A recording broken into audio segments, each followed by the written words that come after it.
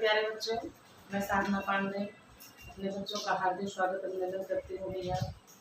उम्मीद करती हूँ कि आप स्वस्थ होंगे, सकुशल होंगे।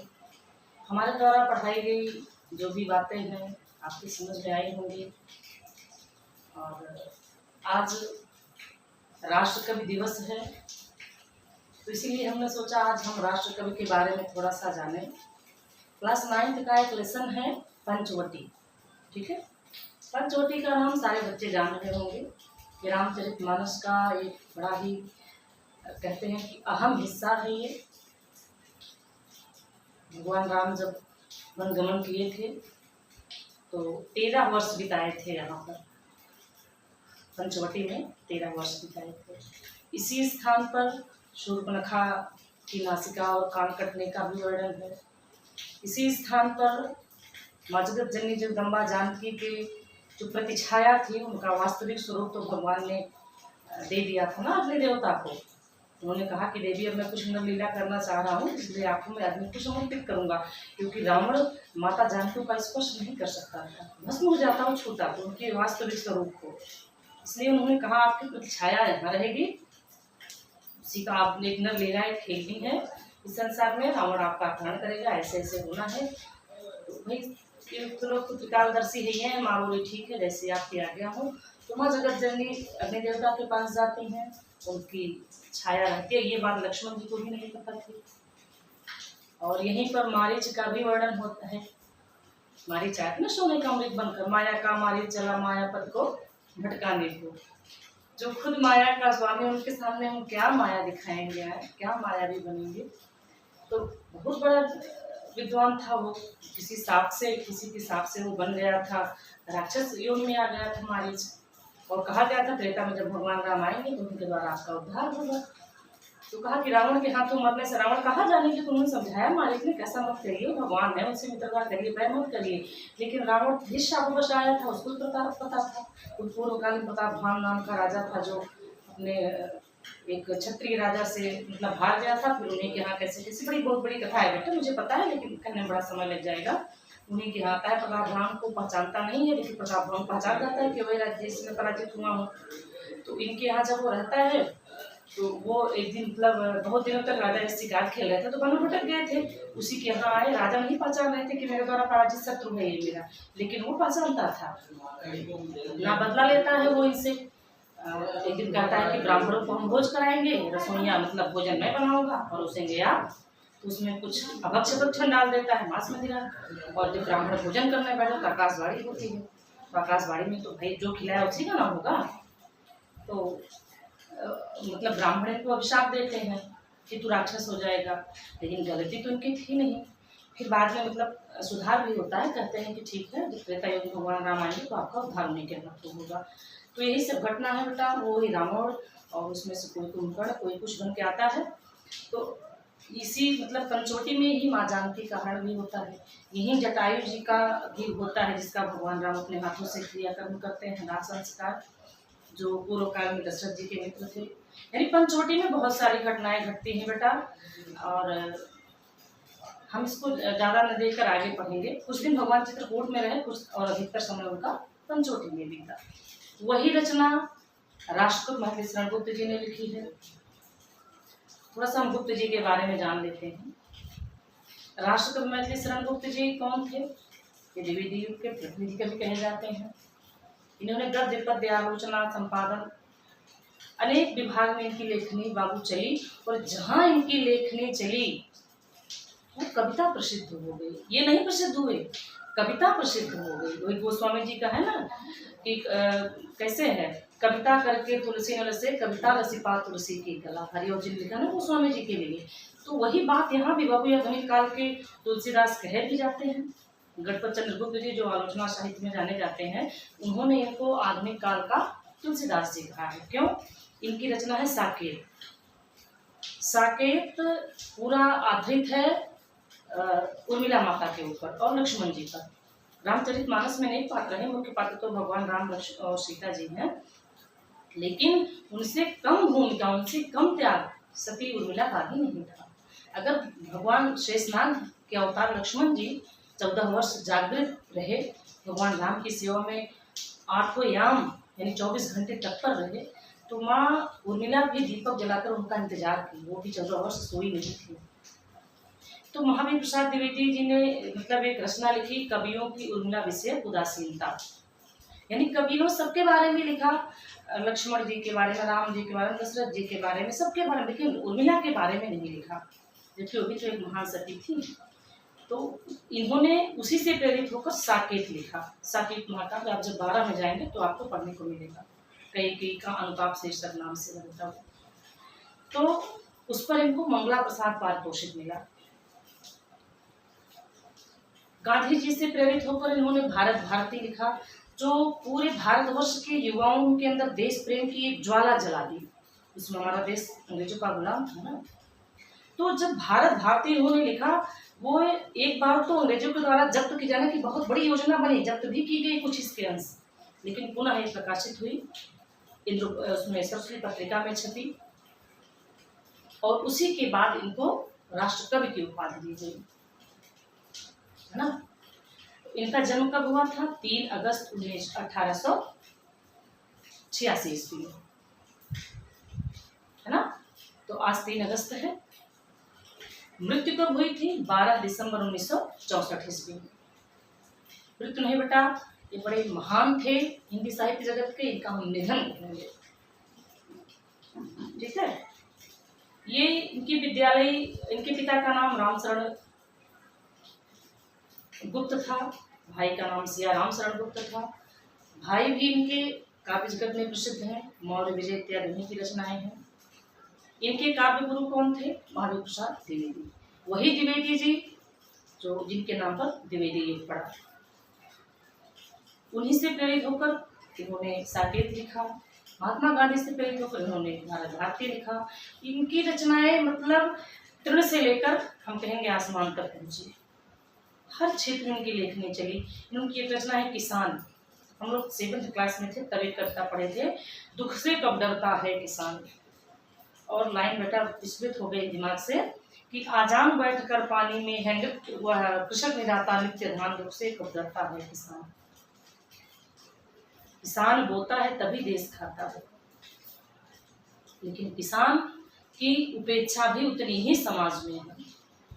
लेकिन हम ये कहते हैं, नव युवा जो पीढ़ी के लड़के हैं, कि बेटा सबसे बड़ा बिजनेस आपकी खेती। अगर आपके पास खेती थोड़ा ज़्यादा है ना, 4-6 बीघे, तो जो हम 12 घंटे या 8 घंटे का टाइम जो प्राइवेट कंपनियों या प्राइवेट सेक्टर में दे रहे हैं ना, अगर अपने खेत में सुबह शाम 2-2 घंटा हम दे दें तो हमारे खेत से ना मिट्टी से सोना उपजेगा। एक मैं पढ़ी थी मोबाइल में, एक चीज़ देखी थी, एक किसान था, वो कहा कि हम 1 किलो अनाज बोते हैं तो हमको 100 किलो अनाज पैदा होता है गेहूं का।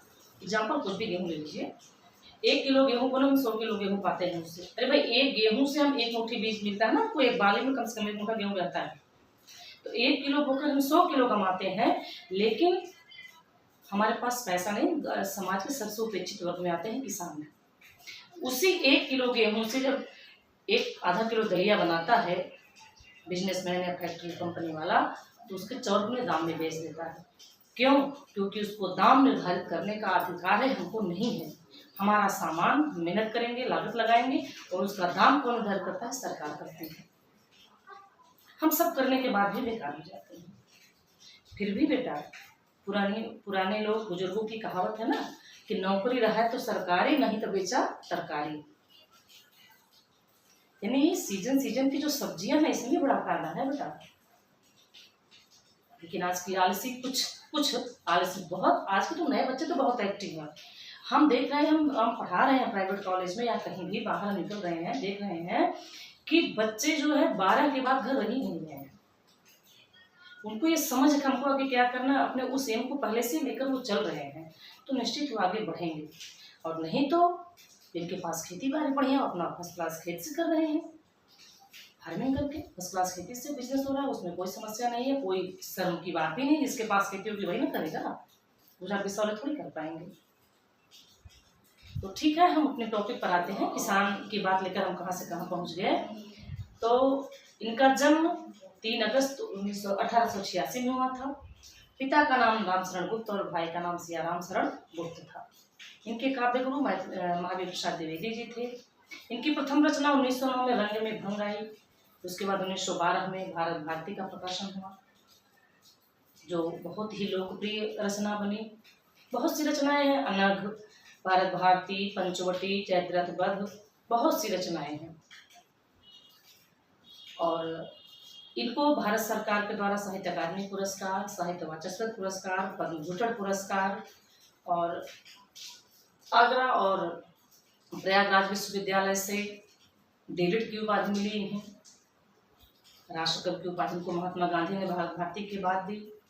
साकेत पर इनको मंगला प्रसाद पारितोषिक मिला। तो कुल मिला कर हम कहेंगे कि हमारे साहित्य जगत के बड़े अनमोल रत्न हैं। जैसे संपूर्ण साहित्य जगत में प्रथम राष्ट्रकवि महाकवि भूषण हैं, वैसे ही आधुनिक काल के राष्ट्रकवि कौन है? ये मैथिलीशरण गुप्त जी। राष्ट्रकवि दिनकर भी कहे जाते हैं, राष्ट्रकवि कहीं ना कहीं भारतेंद्र भी कहे जाते हैं। ये द्विवेदी युग के राष्ट्रकवि हैं। इनका निधन 12 दिसंबर 1964 में हुआ। ठीक है, आज हम इनकी रचना पढ़ेंगे पंचवटी। अच्छा, पंचवटी में समास कौन सा है? द्विगु समास है। संख्या पूर्वो दिगु, इसका पहला पद संख्यावाची, वहां पर क्या होता है? द्विगु समास होता है। ठीक है, इसका विग्रह क्या होगा? पंचानाम वटानाम समाहारः। पंचानाम वटानाम समाहारः। ठीक है, यानी 5 वटों का समूह। भगवान राम जहाँ थे वहाँ 5 बरगद के वृक्ष एक साथ उगे हुए थे, उसी के बगल अपनी वो घास फूस की पत्तों की कुटिया बनाए थे। और ये पंचवटी वर्तमान समय में कहाँ पर है? नासिक। नासिक कहाँ पर है? महाराष्ट्र में है। ठीक है, वहीं त्रयंबकेश्वर ज्योतिर्लिंग भी है, वहीं गोदावरी नदी भी बहती है। गोदावरी का उद्गम स्थान महाबलेश्वर है, वहीं से निकलती है, पर्वत है। ठीक है, तो हम क्या देखेंगे आज? पंचवटी। पंचवटी में मेरे प्रभु श्री रामचंद्र जी, माता जगत जननी और भैया लक्ष्मण निवास कर रहे हैं। रात्रि का समय है, शुक्ल पक्ष की रात्रि है, चंद्रमा उदित है, चारों तरफ चांदनी उसकी फैली हुई है। उस समय भगवान राम और सीता जी कुटिया में शयन कर रहे हैं, लक्ष्मण जी पहरेदार बनकर खड़े हैं बाहर अपना धनुष लिए हुए। उसी का वर्णन इसमें किया गया है। हमने इसकी भूमिका बता दी बेटा। हम एक एक शब्द का अर्थ देखेंगे। उम्मीद करूंगी कि आपके समझ में आ गया होगा। इसका हमने समरी बता दिया, अब एक एक शब्द का हम गहन अध्ययन करेंगे। चार चंद्र की चंचल किरणें खेल रही हैं जल थल में। चार मीन्स क्या होता है? सुंदर। चंद्र मीन्स चंद्रमा। चंचल मीन्स जो हमेशा हिले। किरणें माने उनकी ज्योति, किरण। खेल रही हैं जल थल में। खेल मतलब क्रीड़ा कर रही हैं, खेल रही हैं। कहाँ खेल रही हैं? जल और थल माने स्थल। स्थल जो है वो तत्सम है और थल क्या है? तद्भव है। ठीक, तो अच्छा, एक बहुत बढ़िया एग्जांपल आपको देखिए अनुप्रास अलंकार का मिल गया। चार, चवर्ण 3 बार लगातार आ गया। 1 2 3 4, एक ही पद में चवर्ण 4 बार आया है। तो कौन सा अलंकार है ये? अनुप्रास अलंकार। ठीक, जहाँ पर एक ही वर्ण की बार बार आवृत्ति हो, जिस तरह पति राघव राजा राम है ना, बंदो गुरुपद पदम परागा, सुर सुभाष तरस अनुरागा, या जनक सुता जग जनन जानकी, अतिशय प्रिय करुणा निधानती। तो रूपक का बादशाह, अनुप्रास का बादशाह और प्रेक्षा का बादशाह हमारे गोस्वामी जी को कहा ही जाता है। तो चार में होता है सुंदर चंद्रमा की चंचल किरणें जल और स्थल में खेल रही थी। किसकी? सुंदर चंद्रमा की चंचल किरणें जल और स्थल भाग में खेल रही थी। यानी किरणें जल पर भी पड़ रही थी और स्थल भाग पर भी पड़ रही थी। स्वच्छ चांदनी बिछी हुई है, हुई छूट गया, स्वच्छ चांदनी बिछी हुई है, ये हंस पर चिन्ह है बेटा, बिछी हुई है अवन और अंबर तल में। अवन मीन्स पृथ्वी, अंबर मीन्स आसमान। अवन मीन्स पृथ्वी और अंबर मीन्स आसमान। तो कैसी चांदनी है? स्वच्छ चांदनी, यानी निर्मल। निर्मल चांदनी पृथ्वी से लेके आसमान तक फैली हुई थी। इतनी स्वच्छ चादर थी कि सब कुछ साफ साफ दिखाई दे रहा था। यही लगभग हमको लगता है कि अक्टूबर का महामंत्र है, उसी समय का वर्णन है। तो चारों तरफ स्वच्छ चांदनी पृथ्वी से लेकर आसमान तक फैली हुई थी।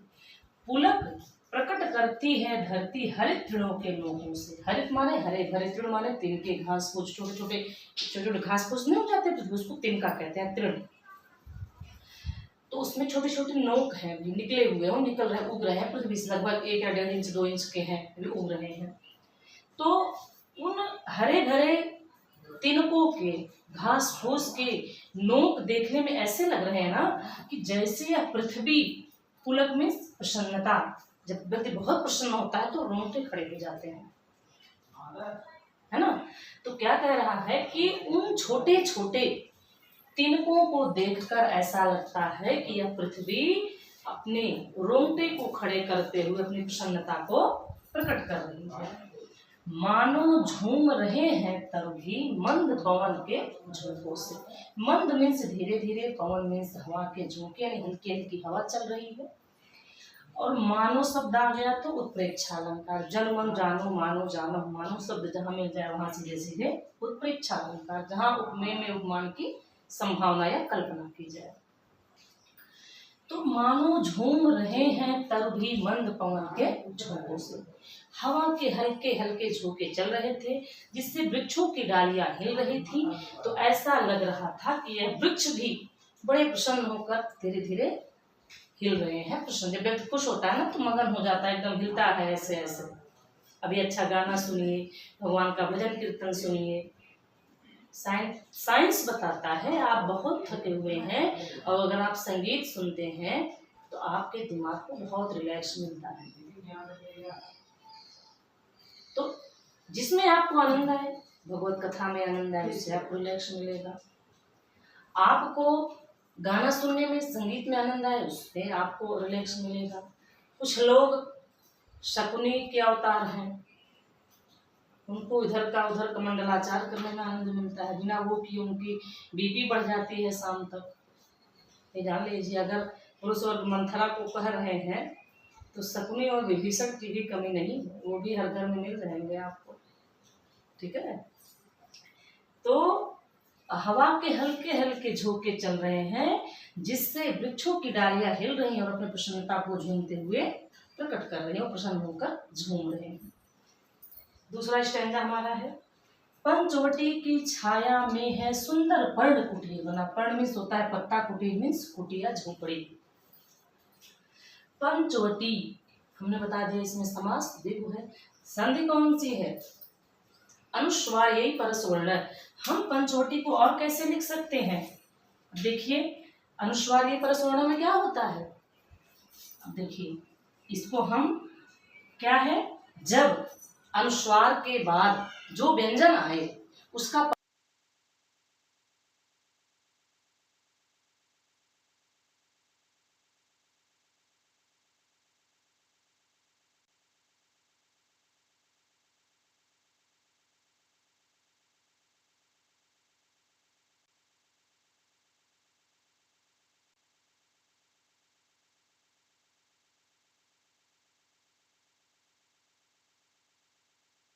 भी शुद्ध हो जाए।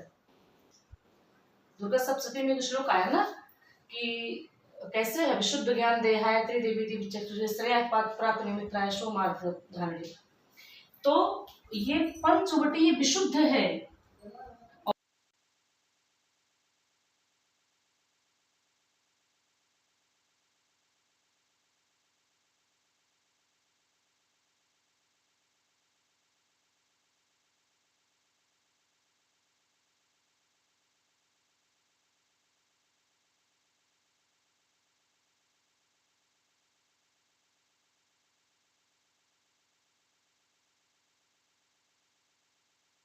गलत हो जाएगा, ये आपका विशुद्ध है ना।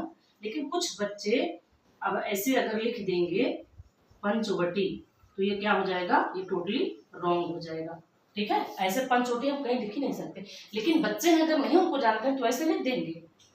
इसीलिए बाबू श्याम सुंदर दास जी ने कह दिया कि ये पंचम वर्ण हम जहाँ मतलब व्याकरणिक चीजें प्रस्तुत करेंगे वहां लिखेंगे, बाकी अन्य जगहों पर हम ऐसे अनुस्वार लगा देंगे। जो भी एनसीईआरटी की बुक है हिंदी में देखिए, हर ऊपर अनुस्वार लगा रहता है, ना कि आधा ना बीच में, है ना। इस अनुस्वार के द्वारा हमारी सारी समस्याएं समाप्त हो जाती हैं। ये हमको उलझन नहीं देगी कि हाँ वर्ड हम कौन सा डालें, न डालें कि यहाँ डालें। तो न लिखेंगे तो गलत हो जाएगा, जबकि उच्चारण बोध वही आ रहा है, पंचवटी, आधा न का बोध लगा ना, बोले पंच, तो बच्चे न लिख सकते हैं, लेकिन ये टोटली रॉन्ग हो जाएगा, बच्चा गलत हो जाएगा आपका। इसलिए उन्होंने क्या कहा, अनुस्वार लगा लीजिए, सारी समस्या समाप्त हो जाएगी। तो पंचवटी में संधि कौन सी है, अनुस्वार, यही परस्वर्ण, यानी अनुस्वार के बाद जो व्यंजन वर्ण है उसी का पांचवा वर्ण हो जाता है। तो पंचवटी की छाया में है सुंदर पर्ण कुटीर बना, यानी 5 बरगद का समूह है, उसकी छाया में घास फूस पत्तों की एक बहुत सुंदर कुटिया बनी हुई है। उसके सम्मुख स्वच्छ शिला पर धीर वीर गंभीर बना।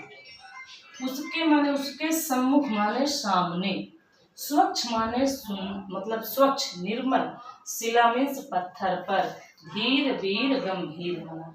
उसके सामने एक स्वच्छ साफ सुथरी पत्थर की शिला है, जिस पर एक धीर माने धैर्यवान, एक वीर और गंभीर मन वाला कोई पुरुष बैठा हुआ है।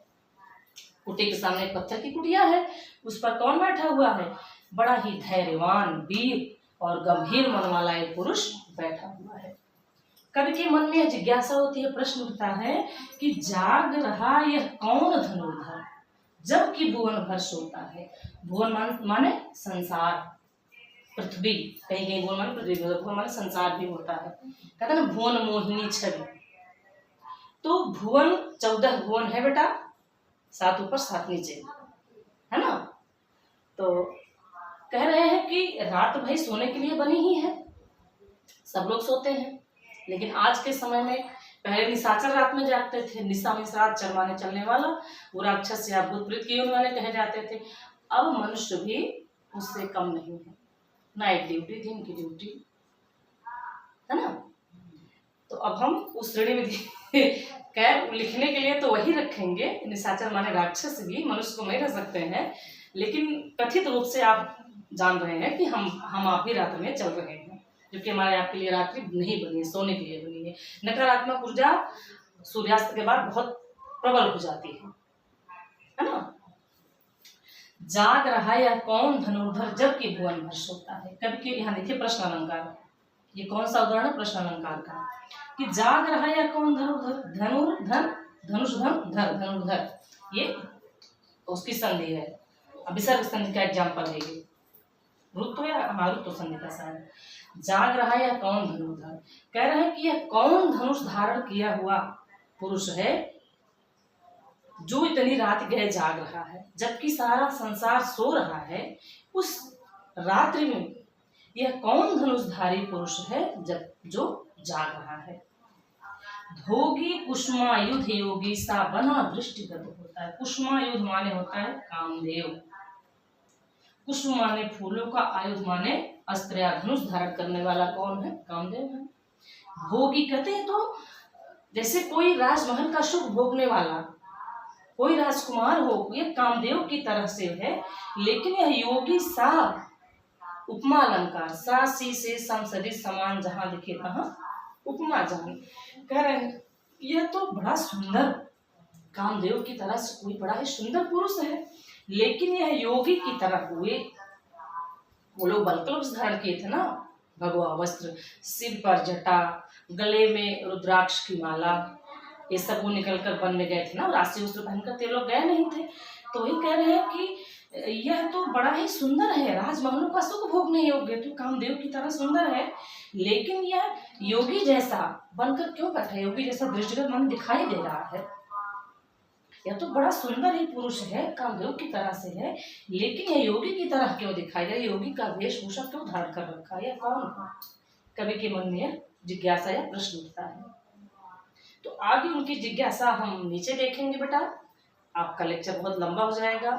बच्चे आजकल शॉर्टकट ज़्यादा पकड़ना चाह रहे हैं, लेकिन विद्या में कोई शॉर्टकट नहीं है बच्चा। हाँ, ट्रिक भले आप ले सकते हैं, लेकिन जितना बृहद अध्ययन करेंगे बेटा उतना ही आपके लिए लाभकारी होगा। पढ़ाई लिखाई में शॉर्टकट में मत जाइए, ठीक है। तो उम्मीद करती हूँ भैया आपको समझ में आ गया होगा। जो भी हमारे पास माँ सरस्वती कृपा से ज्ञान था, हमने आपको सब आपके सामने उड़ेल दिया, प्रस्तुत कर दिया। अब आप इसमें से कितना अधीत करेंगे, कितना ग्रहण करेंगे, कितना आत्मसात करेंगे, ये आप पर निर्भर करता है। और बिना पढ़े कल्याण नहीं होना। अगर आगे बढ़ना है तो सबसे पहला सोपान पढ़ाई है, जिससे आप नहीं भाग सकते। और ये मैथिली शरण गुप्त जी, यही नहीं बच्चा, आपके 9 से 12 तक जितने कवि और लेखक हैं, मैं आपसे बार बार कहती हूँ, उनके बारे में आप खूब अच्छे से पढ़ लीजिए। उनकी रचनाएं, उनका जन्म, उनके पुरस्कार, उनके माता पिता, आपके आगामी परीक्षाओं में इनसे अधिक प्रश्न बनते हैं।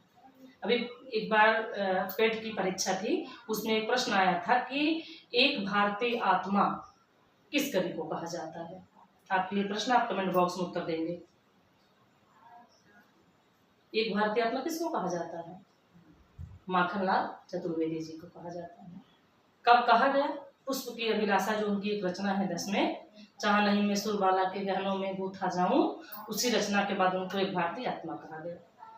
ठीक है, तो ठीक है बच्चा, हम इतना पढ़े लिए, अब आगे हम देखेंगे। हम अपने लेक्चर को यहीं पर विराम देते हैं। माँ सरस्वती कृपा आप पर सदैव बनी रहे, आपकी विद्या आपके लिए कल्याणकारी हो बेटा, आपके समय पर आपके लिए सिद्ध हो। इन्हीं सब मंगल कामनाओं के साथ अपने बारे को विराम देते हैं। अब मिलेंगे हम अगले लेक्चर में, तब तक के लिए जय श्री राधे श्याम।